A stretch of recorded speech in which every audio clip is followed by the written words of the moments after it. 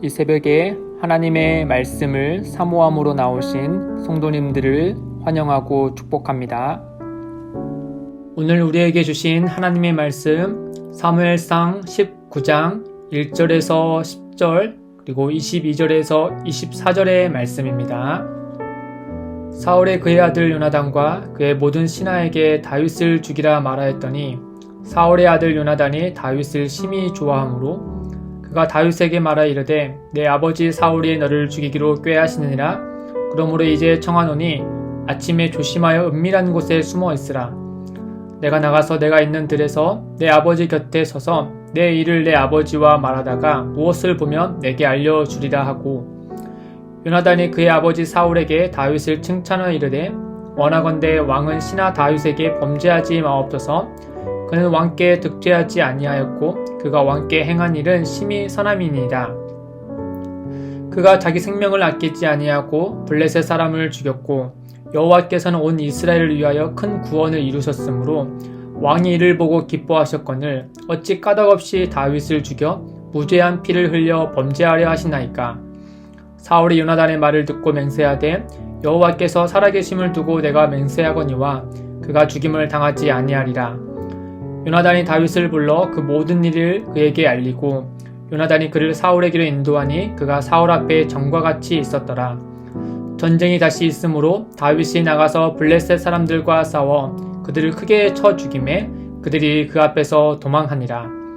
사울이 손에 단창을 가지고 그의 집에 앉을 때 여호와께서 부리시는 악령이 사울에게 접하였으므로 다윗이 손으로 수금을 탈 때에 사울이 단창으로 다윗을 벽에 박으려 하였으나 그는 사울의 앞을 피하고 사울의 창은 벽에 박힌지라. 다윗이 그 밤에 도피하매. 22절에서 24절 말씀입니다.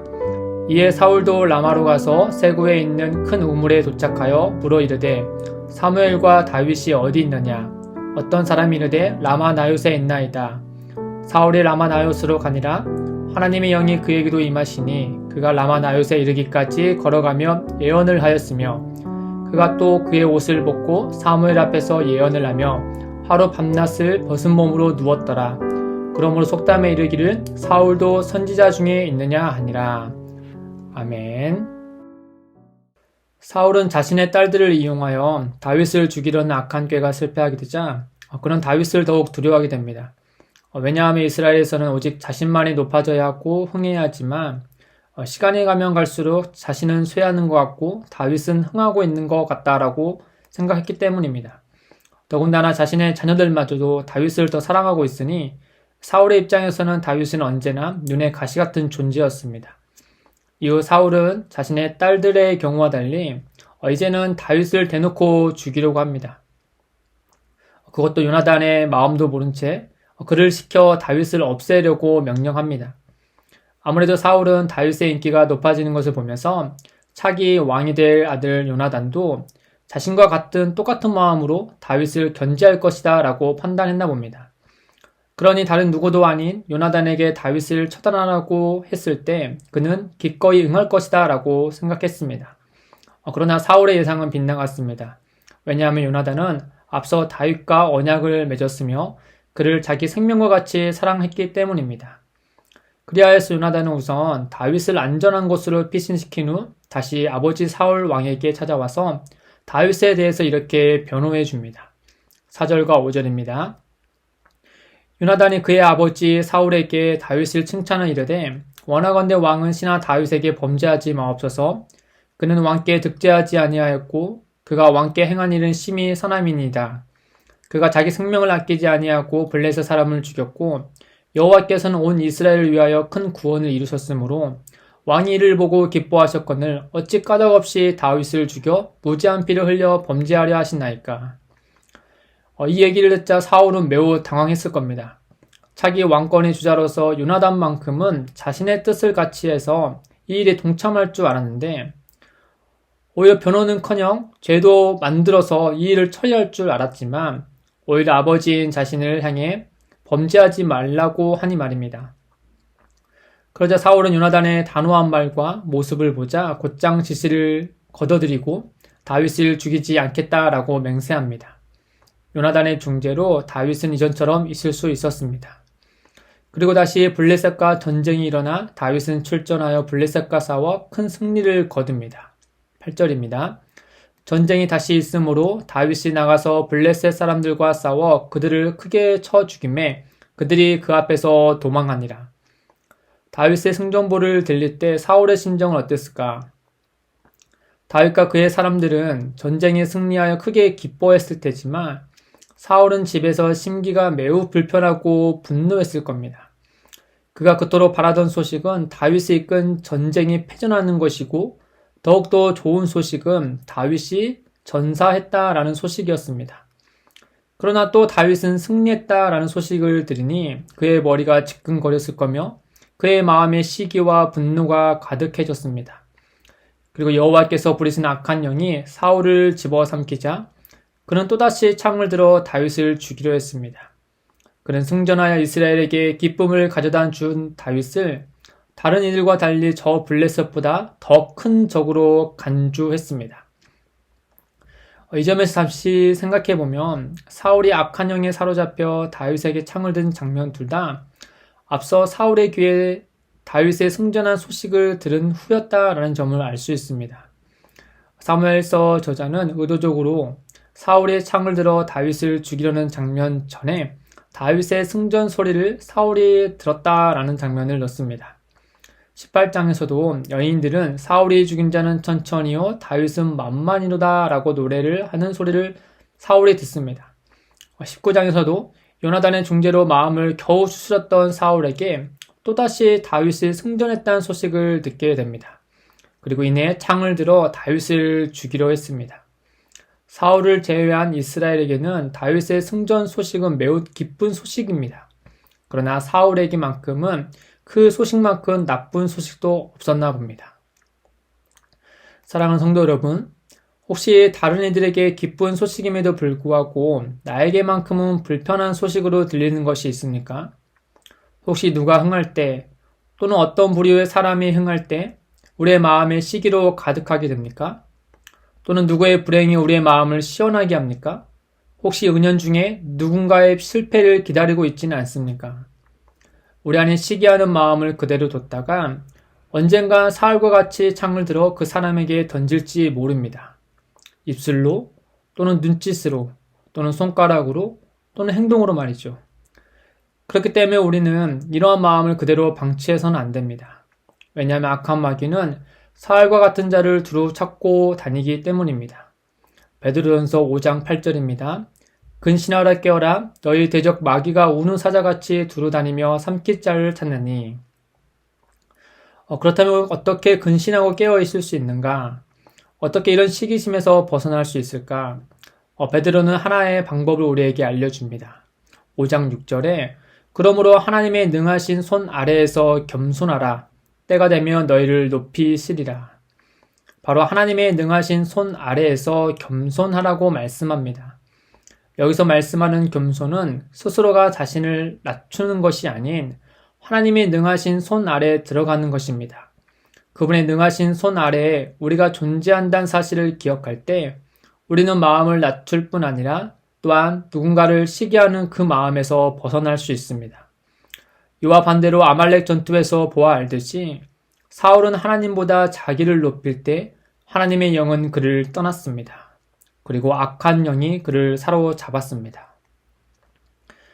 이후 사울은 다윗을 쫓아 죽이려 하였고 그때마다 하나님은 미가를 통해 또 사무엘을 통해 하나님은 다윗을 보호해 주셨습니다. 그리고 다윗이 위기의 끝에 섰을 때 하나님은 그의 영으로 다윗을 또 보호하십니다. 23절과 24절입니다. 사울이 라마나요스로 가니라. 하나님의 영이 그에게도 임하시니 그가 라마나요스에 이르기까지 걸어가며 예언을 하였으며 그가 또 그의 옷을 벗고 사무엘 앞에서 예언을 하며 하루 밤낮을 벗은 몸으로 누웠더라. 그러므로 속담에 이르기를 사울도 선지자 중에 있느냐 하니라. 하나님의 영이 사울에게 임하여 그가 예언을 하며 밤낮 돌아다녔다는 말씀이 어떻게 상상해야 할지 잘 모르겠습니다. 그러나 사무엘 저자가 사울을 묘사한 것 중에 눈에 띄는 것을 보면 그가 옷을 벗었다라는 점입니다. 더군다나 앞서 사울의 신하들도 하나님의 영이 가로막아 예언을 했으나 옷을 벗었다라는 말씀을 없는 것으로 보아 더욱 눈에 띕니다. 이에 두 가지를 생각해 볼 수 있는데, 먼저 구약 성경에서 옷은 그 사람의 지위와 상태를 가리킵니다. 이런 점에서 사무엘은 앞서 사울이 아말렉 전투 때 불순종하자 그에게 이렇게 말했죠. 사무엘상 15장 27절에서 28절입니다. 사무엘이 가려고 돌아설 때에 사울이 그의 겉옷자락을 붙잡음에 찢어진지라. 사울이 그에게 이르되 여호와께서 오늘 이스라엘 나라를 왕에게서 떼어 왕보다 나은 왕의 이웃에게 주셨나이다. 이처럼 사울은 하나님의 영에 의해 그의 옷이 벗겨지므로 결국은 그의 나라가 하나님에 의해 다윗에게 넘어갈 것을 오늘의 본문처럼 눈에 보이게 알려주셨습니다.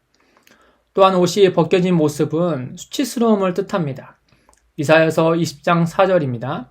이와 같이 애굽의 포로와 구스에 사로잡힌 자가 아수르 왕에게 끌려갈 때에 젊은 자나 늙은 자나 다 벗은 몸과 벗은 발로 볼기까지 드러내어 애굽의 수치를 보이리니, 단지 부끄러움을 말하는 것을 넘어 스스로 힘을 믿어 원하는 결과를 얻으려고 하지만 결국에는 민망하리만큼 아무것도 취하지 못할 뿐 아니라 더 나아가 있는 것마저도 다 놓치게 되는 그런 모습을 말하고 있는 겁니다.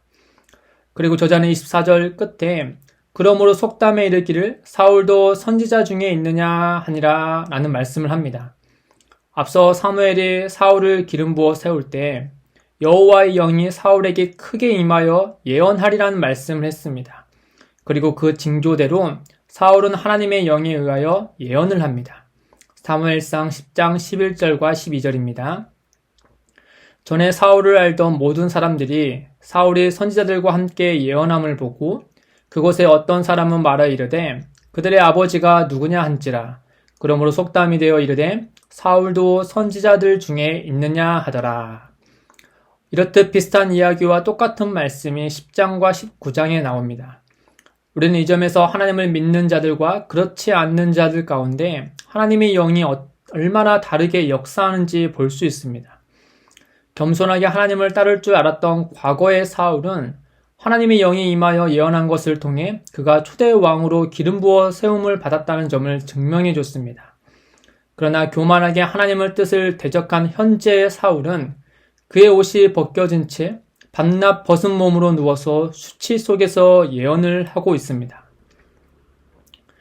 하나님의 영이 사울에게 개입하는 장면에서 다윗의 입장에 볼 때 하나님의 영이 그를 끝까지 보호해 주시는 그 하나님의 크신 능력과 은혜를 우리는 발견할 수 있습니다. 반면 하나님의 영이 사울을 떠나 정신이 들었을 사울을 한번 상상해 보십시오. 옷이 벗겨진 채 바닥에 누워 하늘을 쳐다보며 정신이 들었겠지요.